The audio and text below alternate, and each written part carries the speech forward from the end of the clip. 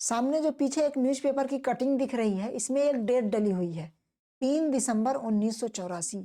क्या आपको ये डेट याद है? क्या हुआ था इस दिन? इस दिन एक ऐसा मैन मेड डिजास्टर हुआ था, एक ऐसी आपदा आई थी जो कि मनुष्यों द्वारा बनाई गई थी, जिसमें से 15,000 लोग एक रात के अंदर, एक रात और एक दिन 24 घंटे के अंदर लगभग 15,000 लोग सीधे सीधे मर गए थे। शायद आपको अभी याद नहीं आ रहा होगा। अगर याद आ रहा है मतलब आप संवेदनशील इंसान है एक, और नहीं याद आ रहा तो मैं आपको याद दिलाना चाहूंगा। उस दिन कुछ ये हुआ था। इसका तो नाम आपने सुना होगा, कई एग्जाम्स में पूछा जाता है। भोपाल गैस ट्रेजेडी उसी दिन हुआ था, 3 दिसंबर के दिन। हुआ क्या था उस दिन? क्यों इतनी लाशें अचानक बिछ गई थी? मैं एक बार आपको मंजर दिखा देता हूं कि हुआ क्या था उस दिन, फिर उसके पीछे मैं ये बताऊंगा कि कैसे हुआ था, क्यों हुआ था, और फिर बाद में उसके पीछे हुआ क्या।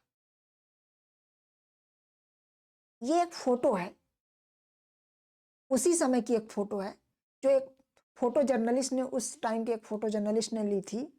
और ये एक बच्चा है, ये बच्चा हमसे बोल रहा है। इसकी जो दोनों खुली हुई आंखें हैं, दरअसल हो क्या रहा था, बगल में आप जो फोटो देख रहे हैं इसके, उसमें क्या किया जा रहा है कि दफनाया जा रहा है।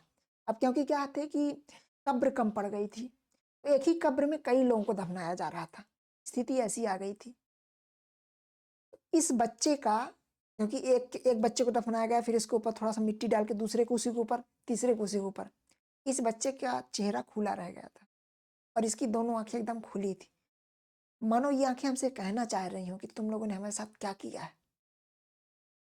और जो इस गैस का जो रिसाव हुआ था भोपाल गैस ट्रेजेडी में, उसमें मिथाइल आइसोसाइनाइड MIC थी, जो कि पानी के साथ रिएक्ट करके एकदम जहर बन गई। जो कोई इसको सूंघ लेता था सीधे मर जाता था, या तो तुरंत मर जाता था या फिर तड़प तड़प के मरता था। इसे कहते हैं ना कि तड़प तड़प के कोई मरा, उस तरह से मरता था। इसमें सबसे ज्यादा जो मरे थे ना, वो बूढ़े और बच्चे थे, क्योंकि जो MIC गैस है ये नीचे बैठती है, इसकी डेंसिटी ज्यादा थी। तो क्या था कि हवा से नीचे बैठ गई, और अक्सर नीचे कौन होता है? बूढ़े होते हैं और बच्चे होते हैं, वो लोग ऊपर उठ ही नहीं पाते। तो सबसे ज्यादा वो मरे थे। और दूसरा सबसे ज्यादा मरे थे पशु, पशु मरे थे, क्योंकि उसमें यह था कि अगर आप मास्क लगा लेते, गीला कपड़ा लगा लेते हैं, तो आप उसका इफेक्ट थोड़ा कम हो जाता था। लेकिन पशु क्या मास्क लगाएंगे? मैं आपको कुछ विजुअल्स दिखाता हूँ। ये नज़ारा हॉस्पिटल के सामने का है। एक हॉस्पिटल के सामने इस तरह से लाशें बिछी हुई थी।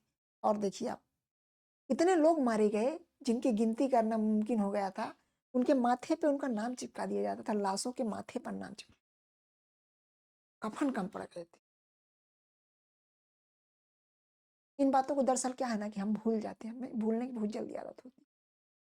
मैं आपको जस्ट याद दिलाने देने वाला हूँ कि अभी आज 26 नवंबर है, संविधान दिवस है जब मैं ये वीडियो रिकॉर्ड कर रहा हूँ। और आज से एक हफ्ते बाद, मतलब 3 दिसंबर को, लगभग 39 साल हो जाएंगे, लगभग 39 साल हो जाएंगे इस घटना को। लेकिन हुआ क्या? अभी इन लोगों के साथ न्याय नहीं हुआ। ये लोग, जितने भी लोग इसमें पीड़ित थे, उनके साथ अभी न्याय नहीं हुआ। उनको ना तो पूरा मुआवजा मिला है, ना उनको उनका इलाज हो रहा है, बहुत सारी चीजें हैं। उसके बाद जो बच्चे पैदा हो रहे हैं वो लूले, अपंग, एकदम शरीर से विकलांग। उस दिन का ये railway station, Bhopal railway station, वहां के स्टाफ लगभग 50 लोगों का स्टाफ था, उसमें से 25 लोग उसी रात पूरी तरह से मर गए थे। और दूसरे दिन से उसी स्टेशन के सभी स्टाफ जितने बचे हुए थे, सब एकदम ऑपरेशन में आ गए। और लगभग ऐसा कहा जाता है कि अगर भोपाल के स्टाफ ने उस दिन अगर सूझबूझ न दिखाई होती, हिम्मत न दिखाई होती, तो जो ये आंकड़ा भी 15,000 का था, ये आंकड़ा 30 से 35,000 पहुंच जाता। क्योंकि हवा थी, हवा में जहर था, जो आता वही मर जाता। उन्होंने क्या किया, पहले तो ट्रेनें रुकवाई, ट्रेन जो आ रही थी भोपाल की तरफ सबको रोक दिया गया। इधर से जितना हो सका, ट्रेन नहीं थी एक्स्ट्रा, कोई एक्सीडेंटल रिलीफ ट्रेन नहीं थी, फिर भी उन्होंने क्या किया, उन्होंने तुरंत फटाफट एक मालगाड़ी को तैयार करके जितने भी लोग थे सबको उसमें भरवा करके और सबको ले गए। स्टेशन मास्टर थे, एक और अच्छा इंसिडेंट था, स्टेशन मास्टर को खुद मृत डिक्लेयर कर दिया गया था, मरा हुआ, कि वो मर चुके हैं। और उनको पोस्टमार्टम में ले जाकर के और दाह संस्कार के लिए उनके अलॉट कर दिया गया था, और तभी वो जिंदा हो उठे। मरने के बाद, मरा घोषित करने के बाद वो जिंदा हो उठे थे। इस गैस का ऐसा प्रभाव था लोग मरने के बाद भी उठ उठ के खड़े हो रहे थे शमशान घाट में। ऐसी इस गैस का प्रभाव था। और विजुअल्स मैं आपको दिखाता हूँ। ये MIC गैस जो लीक हुई थी, है ना, ये एक हॉस्पिटल के अंदर का दृश्य है। ये देखिए हॉस्पिटल के अंदर है जहाँ ऑपरेशन थिएटर्स होते हैं अंदर, वहां इस तरह से लोग घुस आए थे। डॉक्टर को समझ में नहीं आ रहा था कि आखिर करे तो करे क्या, क्योंकि डॉक्टर्स को खुद नहीं पता था कि आखिर हो क्या गया है। लोग पता था, लोग सोच रहे थे क्या हो गया अचानक सबकी, क्या हुआ, हो क्या रहा था। जैसे ही मिथाइल आइसोसाइनाइड जब वायुमंडल में आई तो सबकी आंखें जलने लगी। तो लोग पड़ोसी क्या है, एक पड़ोसी दूसरे पड़ोसी से लड़ने लगे कि तुमने मिर्च जलाई है, वो कहता नहीं तुमने जलाई है। एक दूसरे पड़ोसी में लड़ाई होने लगी। और फिर जब 2-3 घंटे बाद जब ये हर जगह होने लगा तब लोग समझ में आया कि नहीं, कुछ हवा में कुछ जहर आ गया है। डॉक्टरों को भी कुछ पता नहीं, उनके पास कोई एंटीडोट था ही नहीं। ये देखिए हॉस्पिटल के सामने का ये दृश्य है। हॉस्पिटल के सामने इस तरह से लाशों का अंबार लगा हुआ था। डॉक्टर्स आते थे तो वहां से पहले लाशें को हटाया जाता था, फिर वो डॉक्टर्स आते थे।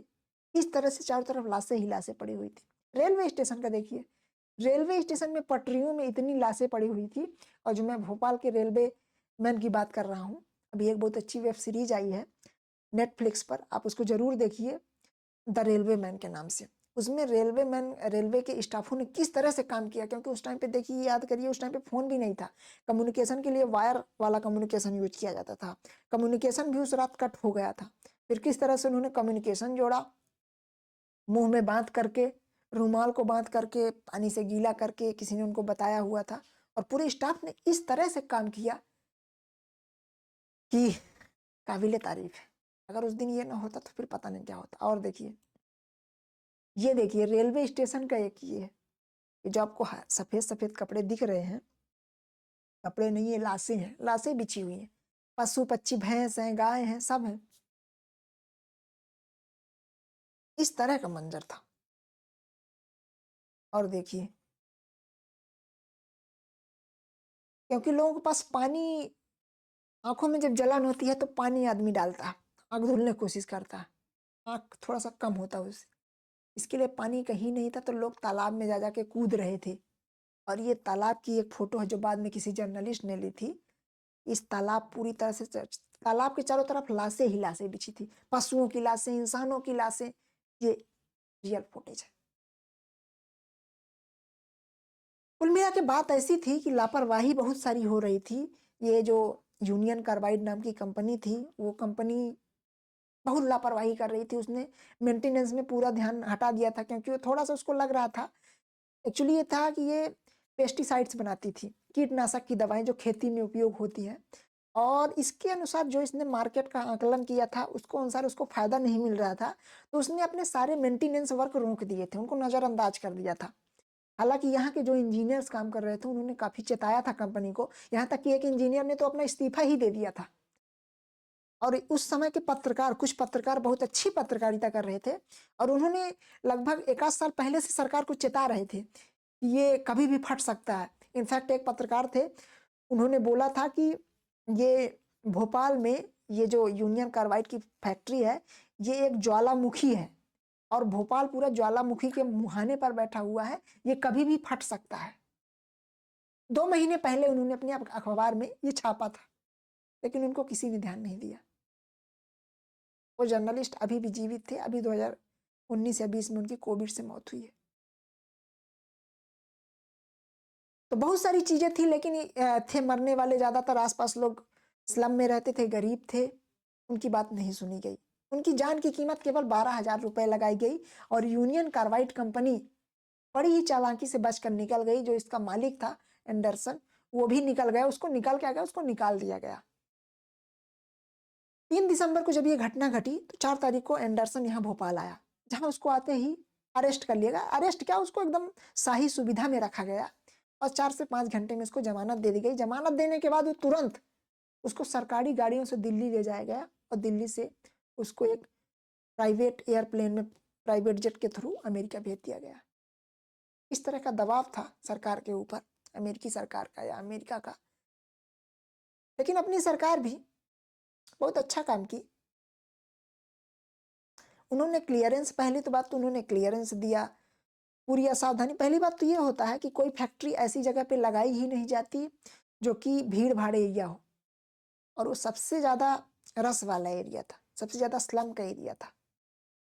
अमेरिका में ऐसी कंपनियां लगाई जाती हैं, बहुत दूर लगाई जाती हैं, और एमआईसी को, जो कि बहुत ज़्यादा एमआईसी एक जगह स्टोर की गई थी, इसको स्टोर ही नहीं किया गया था, कहीं स्टोर ही नहीं किया जाना चाहिए था, रिकमेंडेशन ही नहीं, लेकिन किया गया था क्योंकि यहाँ कोई रूल्स एंड रेगुलेशन ही नहीं थे। तीसरी बात गड़बड़ी ये की गई थी कि वहाँ जो सेफ्टी टूल्स वगैरह जो चाहिए थे वो कुछ थे ही नहीं, सब कुछ काम ही नहीं कर रहे थे। इनफैक्ट पानी मारने से एमआईसी का थोड़ा सा प्रभाव कम हो जाता था। जब एमआईसी निकल रही थी, अगर वहाँ पानी पहुँच जाता बाहर से तो ठंडी हो जाती हो, लेकिन पानी वहाँ तक, पानी पहुँचाने के लिए पाइप तक नहीं थी। तो लगभग 30,000 लोगों की जो मौतें हुई हैं, हालांकि सरकारी आंकड़ा ने तो केवल 3,000 बताया था, जो कि बेहद शर्मनाक है। सरकारें मौतों को भी छुपा जाना चाहती।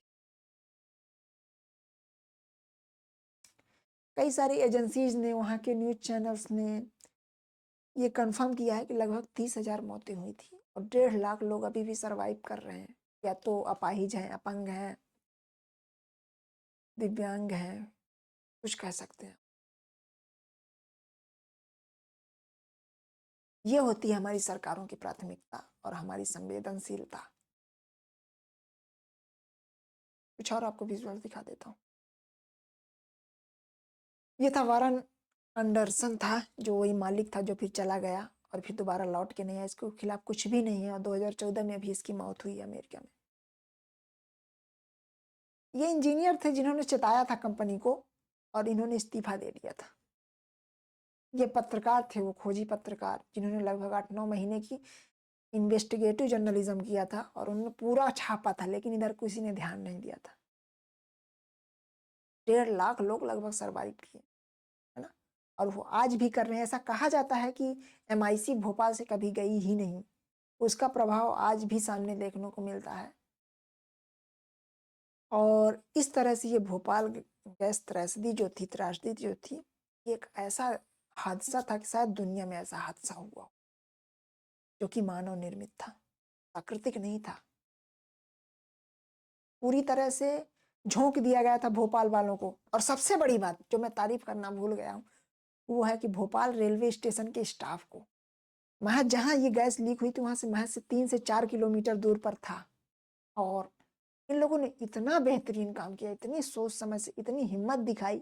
खासकर स्टेशन मास्टर जो थे, उनको तो मृत डिक्लेयर कर दिया गया था। और आप इस सीरीज को जरूर देखिए, नेटफ्लिक्स पर द रेलवे मैन के नाम से सीरीज आई है, और मैं इसको रिकमेंड करूंगा। मैंने देखी है, मुझे इतना यार, मैं इस मुद्दे के बारे में जानता ही नहीं था, इसलिए मेरा वीडियो बनाने का मात्र एक पर्पज है कि आप इसको देखिए और इसके बारे में आप थोड़ा संवेदनशील होइए, थोड़ा समझिए क्या क्या हो जाता है। इतने लोगों की मौतें हो जाती है और बात सामने बाहर तक नहीं, हम उसको भूल जाते हैं बस। तो जरूर इस मूवी को, इस वेब सीरीज को देखिए, है ना, नेटफ्लिक्स के अंदर अवेलेबल है। सबसे खतरनाक फोटो ये वाली है, इसने लगभग सबको झकझोर के रख दिया। जिसने भी देखा उसने, उसके मन से एकदम आह निकल आया, क्या होगा, ये क्या होगा। ये आया महज 6-7 साल का बच्चा, जिसकी आंखें खुली हुई हैं, और ये हमसे पूछना चाह रहा है कि तुम लोगों ने हमारे साथ क्या किया है, क्या कर दिया तुमने हमारे साथ। और हमारे सभ्य समाज, तथाकथित सो कॉल्ड जो हमारा सभ्य समाज है, उसके पास इसका जवाब नहीं। तो आज संविधान दिवस का दिन है। संविधान का कितना पालन किया जा रहा था? क्या संविधान हमारा यही कहा था? संविधान निर्माताओं ने क्या इसीलिए संविधान बनाया था? क्या लोगों को एक खुली हवा में सांस लेने का अधिकार नहीं है? सांस लेकर जीने का अधिकार नहीं है? खैर, ये बात हम आपके ऊपर छोड़ते हैं। आप अपनी राय बताइए। आप बताइए, क्या आपने भी इसके बारे में सुनी थी? अगर जो मैंने आज आपको जानकारी बताई ये आपको ठीक लगी कुछ, तो कमेंट बॉक्स में आप लिखिए, और बताइए इसके बारे में कुछ और रुचिकर तथ्य आप इसके बारे में जानते हो तो जरूर लिखिए आप इसके बारे में कमेंट बॉक्स में। और इस वीडियो को शेयर कीजिए ताकि लोगों में फैले कि क्या क्या हो चुका है। देखिए, जो चीज़ें, जो घटनाएं हो गई तो हो गई, उसमें मैं कुरेदना नहीं चाहता हूँ। ऐसी भूल अब दोबारा नहीं होनी चाहिए क्योंकि ये चल रहा है। नदियों को इतना पॉल्यूट किया जा रहा है, इतना प्रदूषण हो रहा है, सभी उनके निशान है। सो गाइस, इस वीडियो को आज एंड करते हैं और भोपाल गैस ट्रेजेडी में मरने वाले सभी लोगों को श्रद्धांजलि देते हैं।